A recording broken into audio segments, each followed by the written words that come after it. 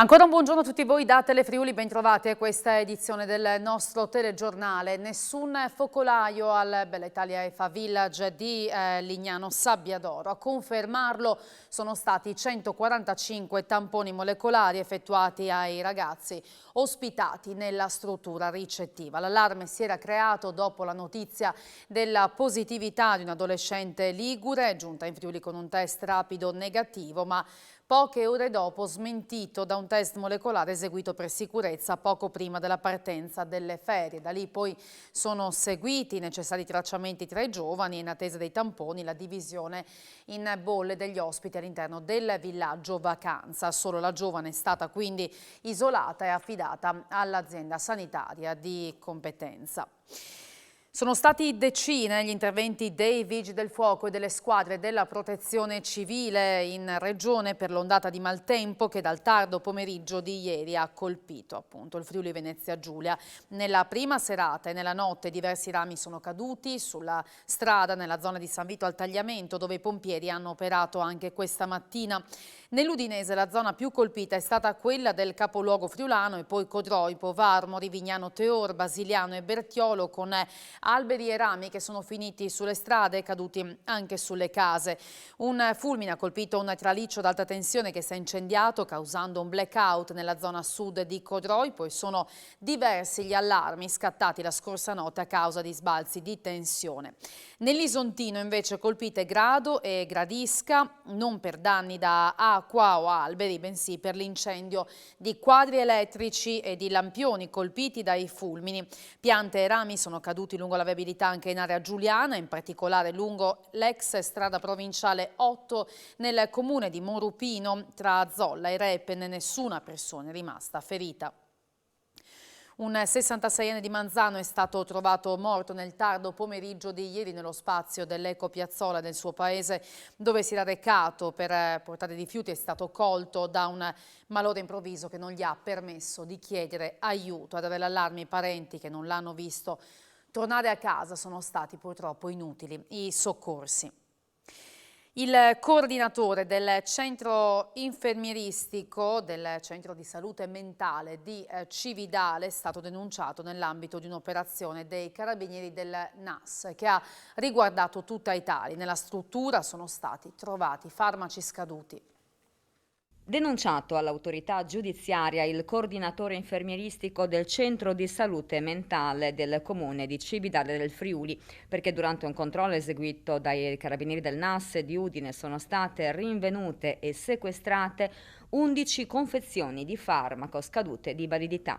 L'operazione rientra in un controllo più ampio eseguito dal Comando Carabinieri per la tutela della salute a livello nazionale in centri e strutture pubbliche e private deputate a vario titolo alla presa in carico, assistenza, riabilitazione, trattamento sanitario e ricovero di pazienti sofferenti di disabilità e disagi mentali e psichici. A livello nazionale i Carabinieri del NAS hanno ispezionato 536 strutture e centri incaricati dell'erogazione di questo tipo di servizi, accertando irregolarità in 122 poli, pari al 22%. Nel corso delle verifiche sono state comminate 141 sanzioni penali e amministrative per un ammontare complessivo di 62.000 euro.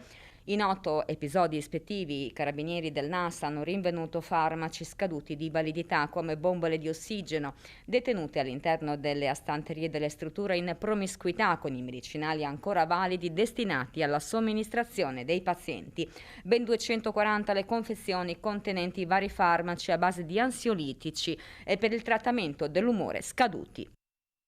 Denunciato in stato di libertà un 25enne cittadino pakistano pregiudicato e senza fissa dimora, era stato fermato a Udine nella notte scorsa. Alla vista dei carabinieri si è dato immediatamente alla fuga, raggiunto poi dai militari dell'arma della radiomobile della compagnia di Udine. È stato trovato in possesso di 4,5 grammi di cocaina e 200 euro in contanti, denaro ritenuto provento di attività di spaccio di stupefacenti. La cocaina custodita in un involucro e il denaro contante sono stati posti sotto sequestro.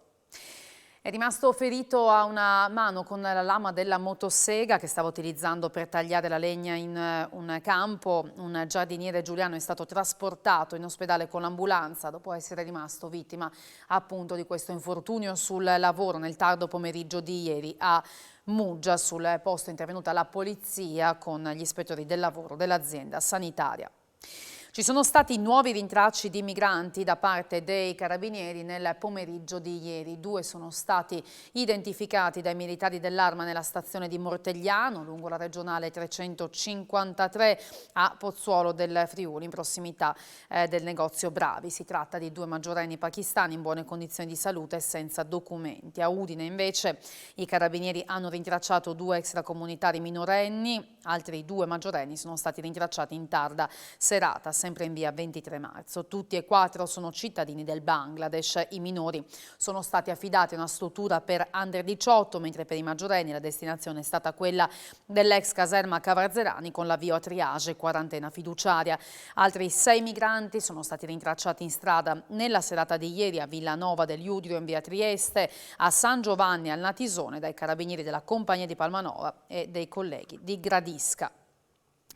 Sono 2 cantieri a Santa Maria la Longa per altrettante opere di interesse per la comunità locale. Si tratta dell'edificazione del centro di aggregazione giovanile in un caso, nell'altro della costruzione del poliambulatorio medico. Sentiamo il sindaco Fabio Pettenà.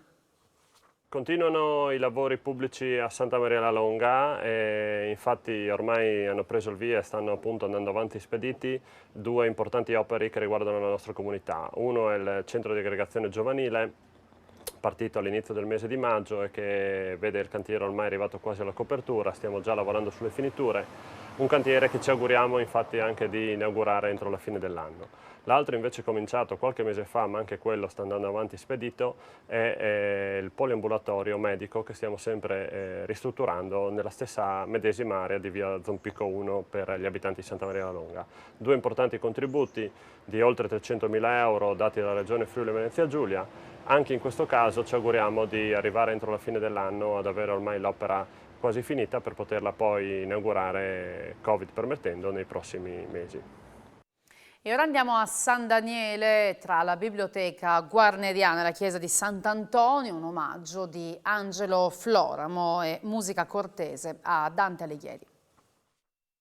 Fra gli appuntamenti di musica cortese organizzato nei luoghi del Patriarcato di Aquileia da Dramsam, ensemble goriziana di musica vocale e strumentale antica, non poteva mancare San Daniele del Friuli, nella cui biblioteca guarneriana è conservata una delle copie più antiche e preziose al mondo del manoscritto dell'Inferno di Dante Alighieri, del quale quest'anno ricorrono i 700 anni dalla morte. Un viaggio di immagini e musica, quindi, con scenari la stessa guarneriana e la chiesa di Sant'Antonio, nel quale hanno tenuto banco le miniature del prezioso manoscritto 200 conservato in guarneriana e la musica del tempo di Dante eseguita dall'ensemble intitolata all'antico borgo del Carso Goriziano. Angelo Floramo, scrittore, studioso nonché profondo conoscitore delle collezioni antiche della guarneriana. La scelta della biblioteca guarneriana ovviamente ha a che fare con il prezioso manoscritto fontaniniano numero 200 che la guarneriana conserva e che è una delle copie più antiche al mondo e più preziose dell'Inferno, un manoscritto eccezionale. Si trova qui a San Daniele grazie a Giusto Fontanini che nel 1700 lo fece suo e poi lo donò ovviamente alla comunità di San Daniele stessa. L'evento si divide in 2 parti, una prima stazione sarà qui in biblioteca dove vedremo le riproduzioni dettagliatissime di questo manoscritto e la seconda parte invece sarà un gioco tra parole, le immagini tratte dal manoscritto e la meravigliosa musica eseguita dal Dramsam, che è la musica del tempo di Dante. E a proposito della musica del tempo di Dante, la Dramsam con Alessandra Cossi alla voce e percussioni, Fabio Accorso ai liuti, Giampaolo Capuzzo ai flauti dritti ed Elisabetta De Markovic alla viella e ribeca hanno eseguito un repertorio in auge fra 200 e 300 alla scoperta della copia manoscritta conservata in guarneriana, comprendente laudi monodiche in lingua volgare seguite dal cambiamento di cui Dante stesso fu testimone come paroliere, ovvero la diffusione delle polifonie dal mondo sacro a quello profano, quale nuova pratica di poesia in musica. Noi ci vediamo tra poco con l'appuntamento quotidiano con A Voi la Linea. Grazie per aver seguito il nostro telegiornale. Buon proseguimento di giornata. Arrivederci.